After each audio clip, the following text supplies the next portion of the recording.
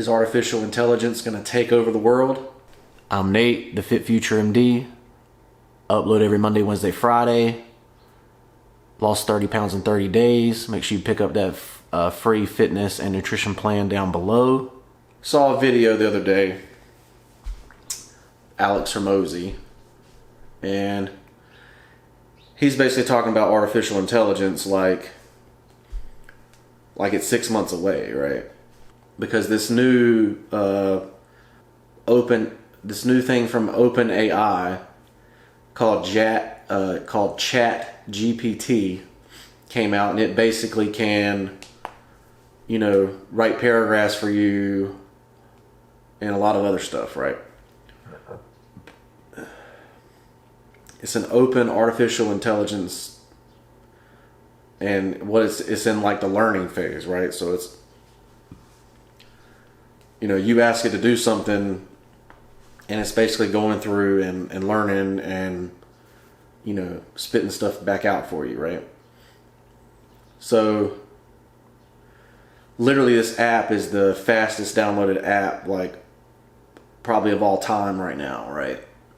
Faster than Facebook, faster than Instagram, faster than TikTok, like super, super fast to market, right?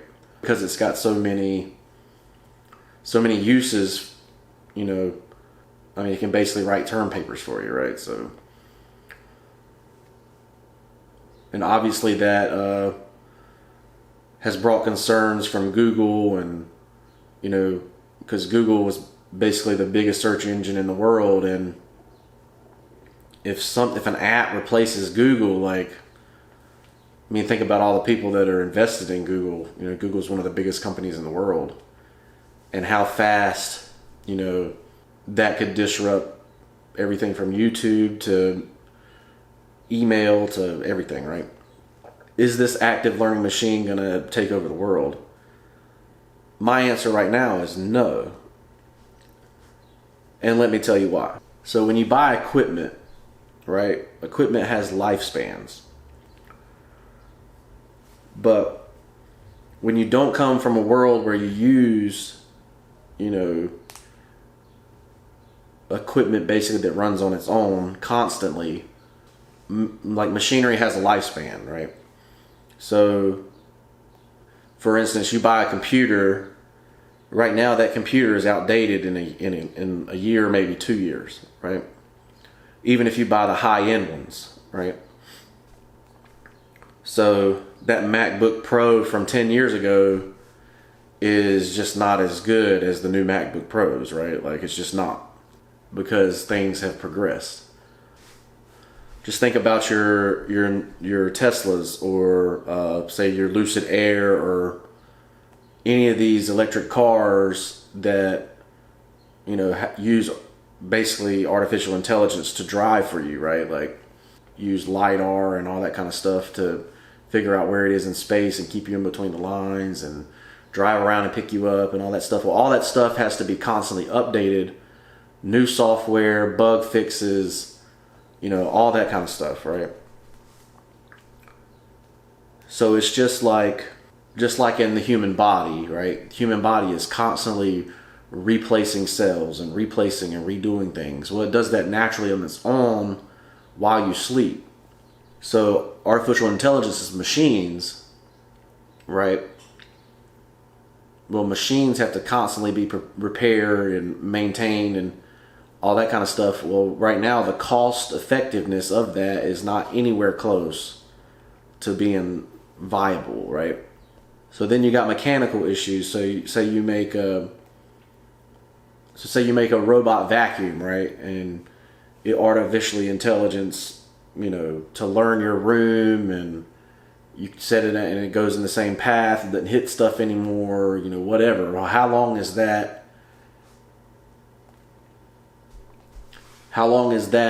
machine gonna last, right? Right now, humans, we are living to about 80 years old right now, right? Our functional living, like you start seeing fall-offs, in your 40s. 40, 50, you drop down in your production level. Most people, right? Not saying that for everybody, but for most people, your production level drops way off. Whereas right now with machinery, production level is maybe 5 years max, right? And the way capitalism works, right, is they want you to buy the new thing, right? So they make the product where it's going to break so that you buy the new thing, right? So I really think capitalism will keep that artificial intelligence from taking off. Like you'll have something like that you'll use, but something will break and you'll have to buy the new one, right? And it'll just be constant, just like a computer, just like a camera, just like a phone, or you'll be the person that has to have the new one, or all that kind of stuff. So one of the biggest things, right now I work as a chemist in wastewater, right? Water and wastewater. Well, water and wastewater basically uses pumps, right? And it's got computers hooked up to pumps.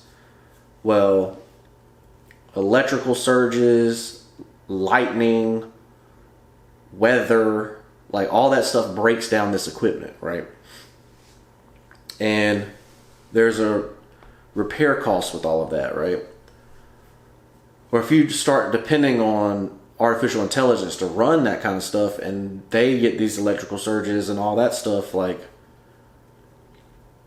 it's basically what's limiting not just the AI part, but the actual machinery, mechanical parts, along with it being associated with electricity and resistors and all that kind of stuff. All that stuff is very short-lived right now. Nobody is making it where it could go 100 years, into space and explore space, right? These are all maybe the problems of future stuff that you have to overcome, right? Another thing is the limitation of materials on Earth, right? So if you're flipping stuff every year, eventually you run out of material. There's more silver sitting in landfills in old phones right now than there's actually silver available for use, right? So of course there's eventually going to be a company that recycles that silver, goes through landfills and takes it out of phones and melts it down and recycles it, right? Eventually the cost of, you'll have to do that, right? So there's just limited materials on Earth, and the materials that are easy to mine, may not be the materials that we would necessarily need to make an artificial intelligence robot that can be mass produced and be everywhere, right? And not have to be repaired every 2 months or every month, right? By a maintenance technician, or because eventually these companies that make these products, they have to make money, right? So it's just like Apple phones, right? You can only take an Apple phone to an Apple place to get it repaired now, right? There's no, or certified repair person, whereas back in the day, anybody could open it up, replace it with a part, and move on, so that'll be a whole thing. That being said, what's the real way that I think artificial intelligence will actually really become in play, right? Well, you can already kind of see that right now there's a problem with computing power, right? Because you're trying to match the intelligence of the human brain. Well, the human brain right now is still the largest processor that we have, right? It's the largest computing power thing that we have. We can store years and years and years of information and recall it, right? Our brain is moving our hands in space, without us even having to think about, oh, I want to move my hand here or move my hand there, or it's automatic. It's automatically making me breathe. It's automatically keeping my organs going. The amount of computing power of a human brain is so much higher than anything we could come up with right now, unless there's some kind of advancement in, those computer chips. The people have talked about the quantum chip and all that kind of stuff, right?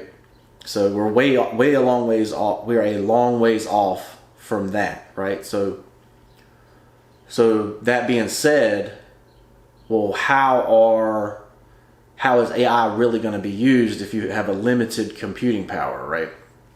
So the first thing I think of is drones, right?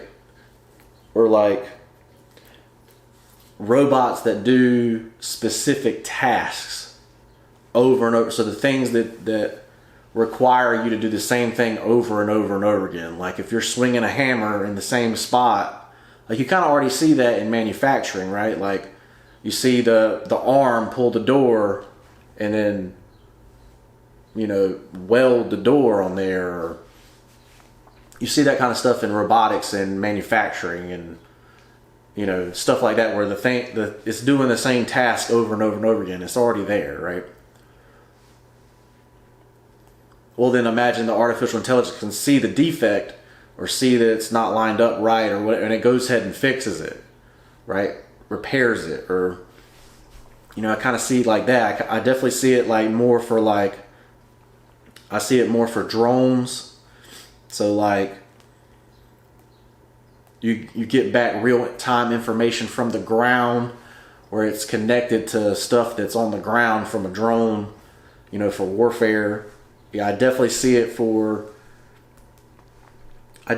that replacing soldiers or anything where human life would be in danger, to do it. So like, imagine climbing to the top of Mount Everest and checking a weather station, or, imagine you want to go and build something in Antarctica. Like you could send the drones there to do specific tasks, right? Basically things that make life easier for humans, right? So Elon Musk was an original investor in OpenAI, right?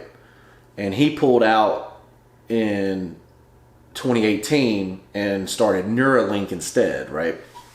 So at the end of the day, the thing that makes money is going to be the one that ends up staying, right? So Neuralink is actually trying to like help humans that have lost limbs and hurt in car accidents and stuff like that. So that's like a money making tool, right? Well, I see artificial intelligence kind of like that, where you have like a Neuralink and then you're connected to all the information. So instead of it taking the human 18 years to learn something, they instantly learn it, right? And it's instantly imprinted in your brain. So imagine you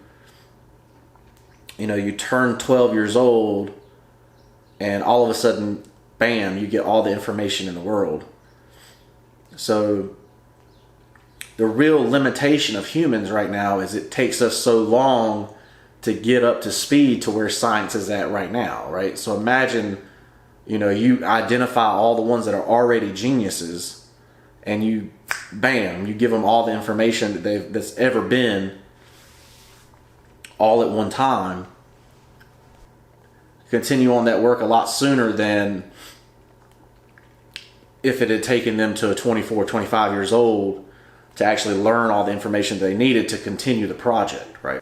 And then you have the debates of, well, we're in a capitalistic society where the ones that have money can buy something before ones that can't, or ones that don't have the money, right? So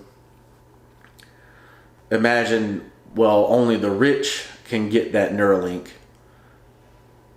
and make their children the smartest ones, right? Whereas everybody else is left behind. So that's kind of like a moral dilemma there.